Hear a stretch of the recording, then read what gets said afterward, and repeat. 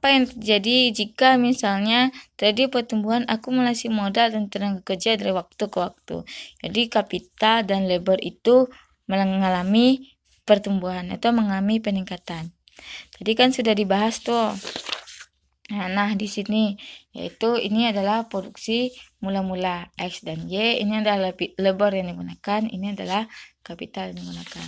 Kemudian terjadi pertumbuhan. Nah, apa yang terjadi kalau misalnya terjadi pertumbuhan? Kita buat lagi. Misalnya ini adalah negara satu ya, negara satu.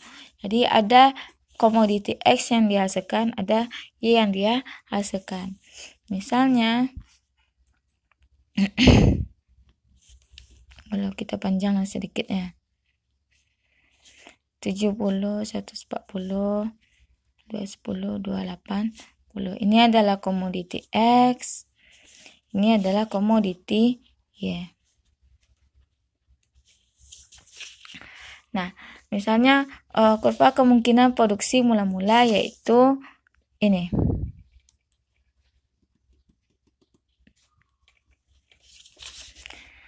Ini adalah produksi mula-mula, di mana X yang dihasilkan adalah 140, Y yang dihasilkan adalah 70 di negara satu. Kemudian terjadi tadi apa? Pertumbuhan akumulasi modal dan tenaga kerja. Berarti ini tadi kan dia bersifat padat padat karya, ini bersifat padat modal atau kapital. Nah, kalau terjadi akumulasi modal dan tenaga kerja yang tumbuh sama-sama 2 kali lipat, labor naik 2 kali lipat, dan kapital naik 2 kali lipat. Nah, bagaimana dengan produksi yang dihasilkan? Maka produksi yang dihasilkan akan naik 2 kali lipat. Jadi dari 140 naik itu 2 kali lipat. 2 kali 140 berarti di 180 komoditi X yang dihasilkan, dan Y nanti juga akan naik 2 kali lipat. 70 dikali 2 yaitu 140. Nah, di sini dia.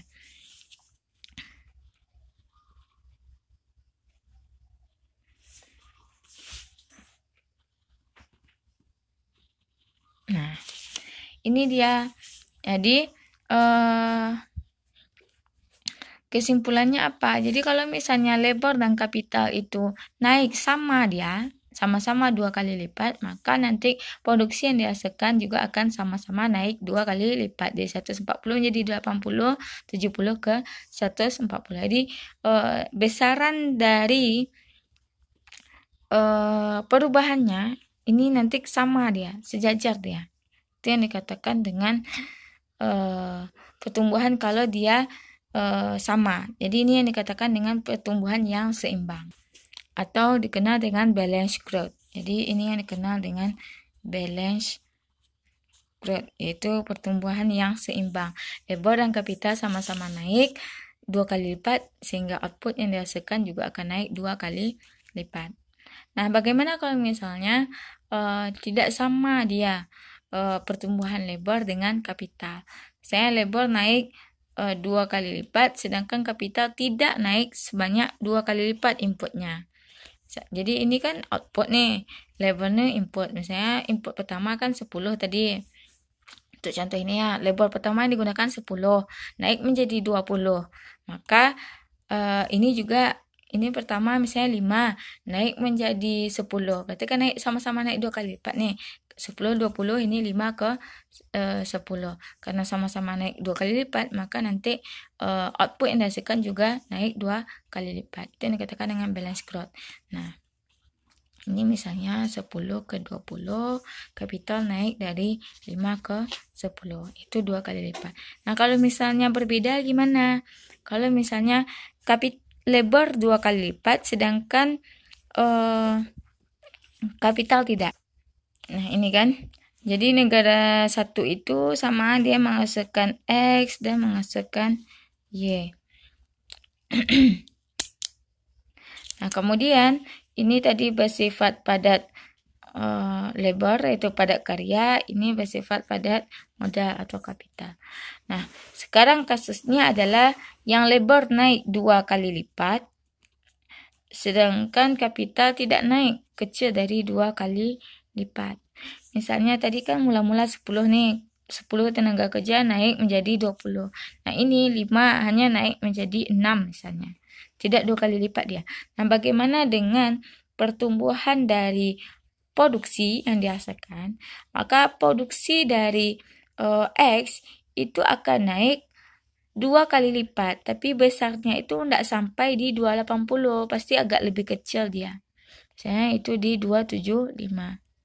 Sedangkan untuk yang Y itu dia hanya nambah sedikit saja. Perubahannya sedikit. Misalnya di sini 80. Kita tarik garisnya 80 ke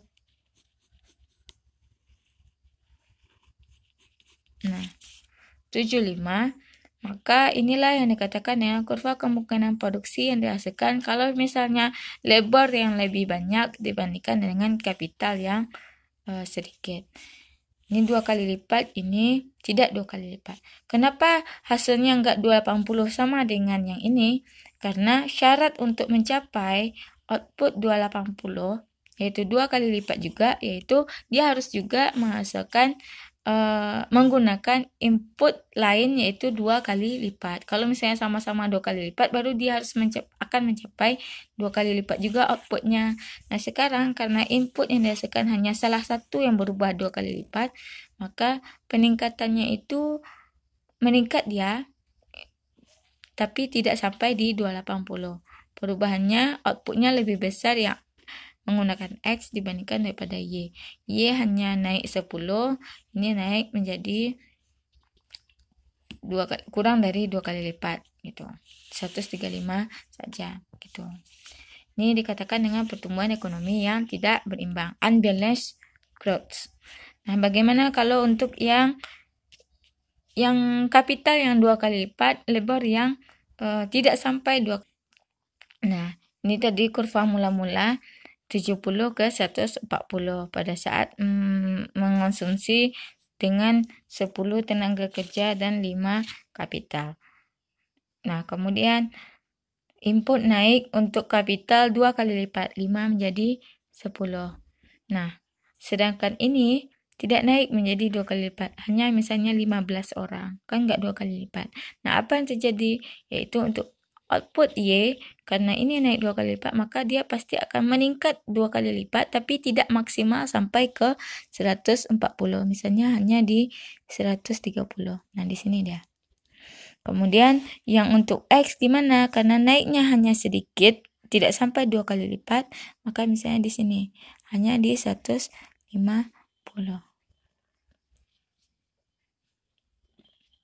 Ini karena gambarnya agak mencong ya. Nah, itu dia. Jadi efek dari kalau misalnya kapital yang 2 kali lipat, labornya tidak 2 kali lipat, maka output yang dihasilkan untuk Y pasti lebih besar dibandingkan daripada output X nih. Ini hanya dari 140 ke 150, 10 selisihnya. Kalau ini sudah 60. Kenapa enggak sampai dia 140? Syarat untuk mencapai output 2 kali lipat juga adalah harus labornya 2 kali lipat pula dinaikkan. Nah, ini syarat untuk mencapai output 2 kali lipat. Labor naik 2 kali lipat, kapital naik 2 kali lipat. Nah, ini yang maksud dari poin 72B.